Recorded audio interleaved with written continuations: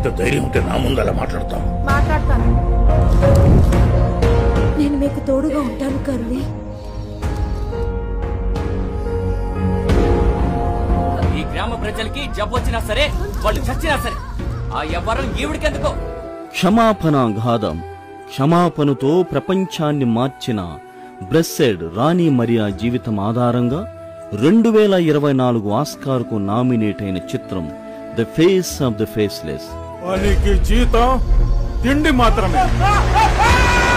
జమీందార్ భూములు పండించే ఆదివాసుల రైతులకు కూలీలు లేవు. 123కి పైగా జాతీయ అంతర్జాతీయ అవార్డులు అందుకున్న చిత్రం 2024 సంవత్సరానికి ఉత్తమ క్రైస్తవ చిత్రంగా గుర్తింపు పొందిన సినిమా. హృదయాన్ని తాకే ఒక నిజమైన గాథ. వీళ్ళు మీకు చుట్టాలు లేదా గ్రామ ప్రజల్లా కనిపించట్లేదు. దయచేసి మీరు మమ్మల్ని వదిలేసి ఎక్కడికి వెళ్ళకండి.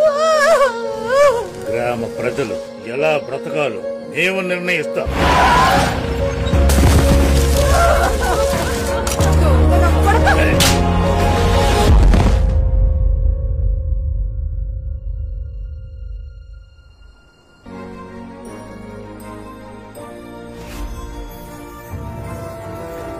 దివ్యవాణి టీవీ ద్వారా నవంబర్ 21న